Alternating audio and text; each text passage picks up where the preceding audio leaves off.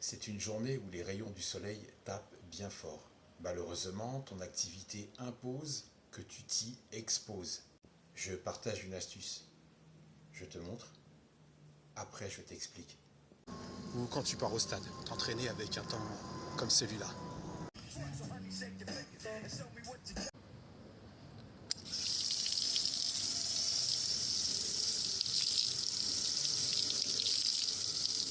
Et c'est fini. C'est une astuce qui se pratiquait dans les îles, dans les Caraïbes. Quand j'avais 5 ans, j'étais surpris de voir des enfants qui portaient un morceau de tissu enroulé au poignet gauche. Quand mon oncle m'a dit d'en porter un à mon tour, je lui ai répondu qu'un bracelet ferait l'affaire. J'avais 5 ans.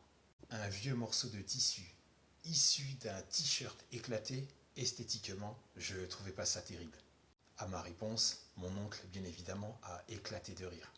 Il m'a expliqué que le principe, c'est d'humidifier le tissu autour du poignet pour mieux supporter la chaleur. Schéma: poignet gauche, connexion, cœur, artère refroidie, qui commande ton cerveau. Comme une partie d'échecs, tu vas bluffer, tu vas leurrer ton cerveau pour rafraîchir et baisser la température de ton corps.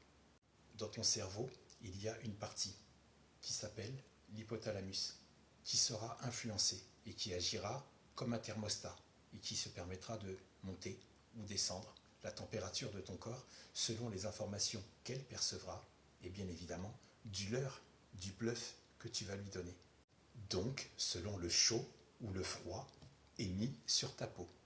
Et si je porte une montre à mon poignet gauche, ton bout de tissu mouillé là, c'est comment? Tu peux faire passer ta montre de ton poignet gauche à ton poignet droit. Simple. Et tu auras toujours la même heure.